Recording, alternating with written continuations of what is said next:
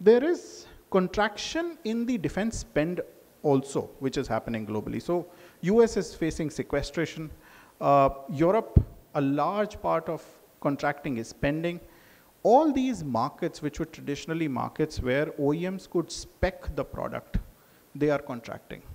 What is expanding is bid-driven markets like India. And that's why everybody is attracted to a market like India. The last part is, globally, product chains at tier 2 and tier 3 levels could be localized, but component chains are congregated in countries like China.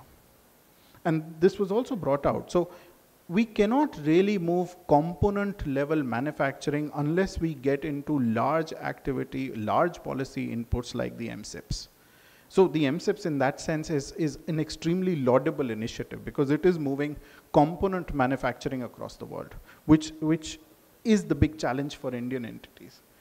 If you look at the challenges before Indian enterprises, and the first challenge is something that we should talk about.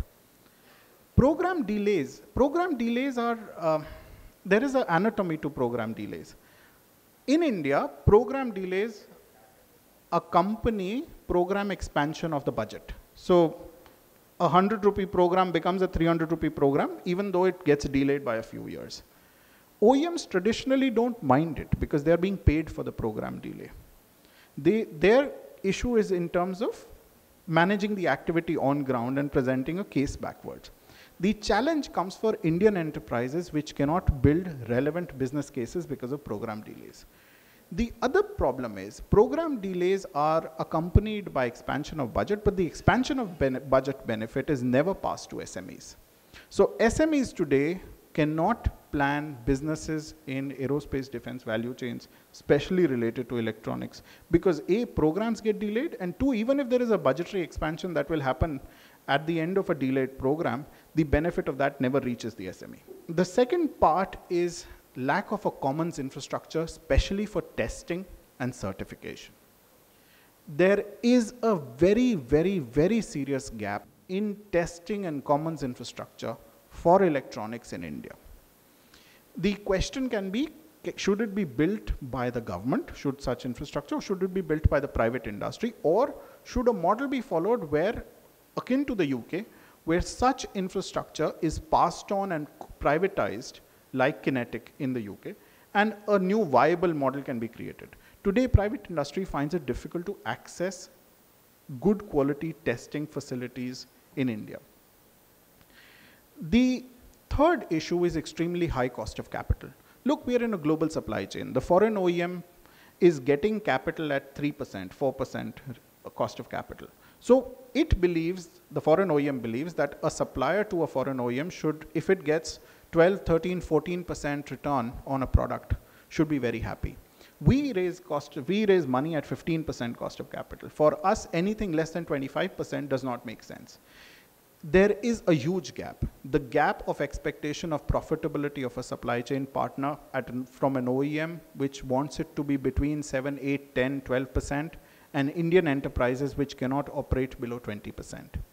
One way, and which is again quite laudable and where DIT should be complemented, the MSIPs policy should not just be looked at as a policy which is providing subsidy.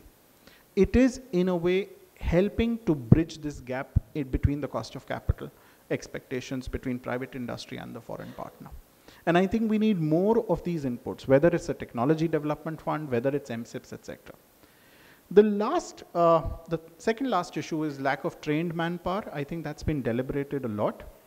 We are lacking not only operating level trained manpower, we are also lacking managerial level trained manpower. There is a gap at both levels, and the gap is more substantial at a managerial level trained manpower than at an operating level trained manpower. Unfortunately, we can produce engineers, but we can't produce project managers for electronics in India that easily. The last of all is, and this was touched upon by Mr. Shenoy in his opening address, Indian industry gets visibility of technology trends on a 20-year perspective. At best, the 20-year perspective talks about large items saying optics is a great industry and India will spend a lot of money on optics. That does not help in planning a business case. It would be ideal if the same perspective on technology could be shortened down into an intermediate time frame of, let's say, 5 years, 7 years, etc., where a recommended path for industry could be shown in terms of technology, which private industry can leverage upon. I think that would be a defining factor for India. Key recommendations from our side: 1, focus on expanding the make categorization. It's a shame that we have 3 make projects, 3 large make projects. I think there is a case for as many as 20, 25, 30 make projects which can be built up. We do understand that such projects will tend to find focus substantially in the new government's regime.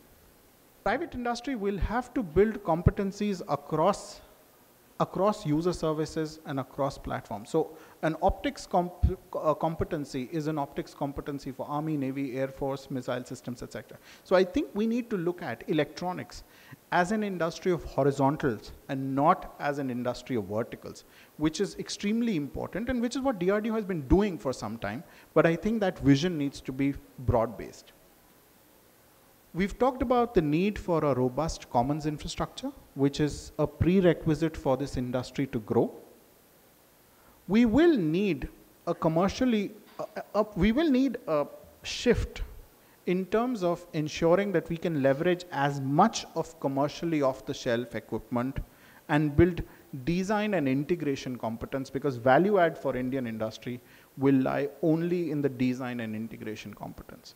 On the manufacturing part, we will always be on a fixed margin basis where we know what are the margins post material and labor. So for us really as an industry, if we have to build a cost-effective manufacturing model in electronics, it will have to be built around COTS-based industry. Lastly, and this is important, no market in the world, no aerospace defense market in the world, and without exception, has been able to build a robust aerospace defense business without getting a majority or a disproportionate majority access to the home market. So this market, the Indian opportunity, should be accessible or should be driven in a way that the primary beneficiaries are Indian companies. If we create a market opportunity that does not allow for home market penetration, then we are creating a model that will be unique in the world and which would not really benefit the home country. And with that, I would like to close my set of brief remarks. We thank you so much for your attention and your presence. There is a detailed set of recommendations and analysis which is available. Should any one of you want it, we are more than happy to support it. Thank you so much.